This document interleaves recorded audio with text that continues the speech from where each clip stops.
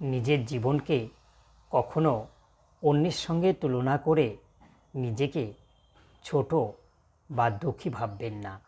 কারণ আমরা যখন প্রত্যেকটি মানুষ জন্মগ্রহণ করি তখন একে অন্যের থেকে কিছু স্বতন্ত্র বৈশিষ্ট্য নিয়েই আমরা জন্মগ্রহণ করি।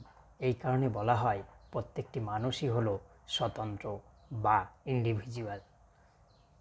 তাহলে আপনার পরিস্থিতি বা আপনি যে আলাদা আলাদা স্বতন্ত্র বৈশিষ্ট্য নিয়ে জন্মগ্রহণ করছেন, তাহলে কেন আপনি অন্যের সঙ্গে নিজের জীবনকে তুলনা করে দুঃখী হয়ে উঠবেন?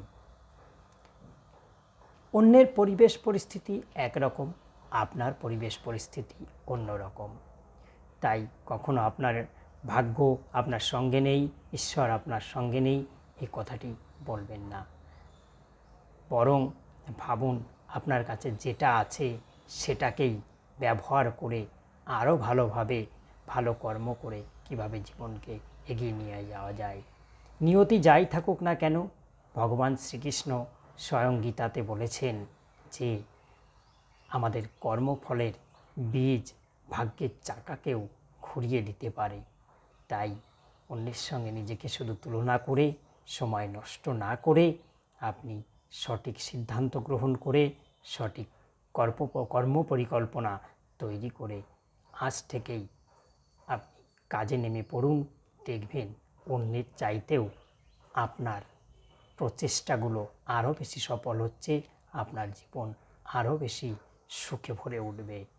এবং সর্বদা সৃষ্টিকর্তার উপর বিশ্বাস রেখে চলবেন, সৎ পথে চলবেন, দেখবেন আপনার সব কিছুই মসৃণভাবে ঘটতে থাকবে। আর যদি আপনি অন্যের সঙ্গে তুলনা করেই সময় নষ্ট করেন, তাহলে আপনি যে অবস্থানে আছেন তার থেকেও আরও বেশি নিচে নেমে যেতে থাকবেন এবং আরও বেশি সমস্যায় আপনার জীবন পূর্ণ হয়ে যাবে। সকলের সাফল্য, সুন্দর জীবনের কামনা করে আজকের মতো শেষ করছি আমার এই ভিডিওটি।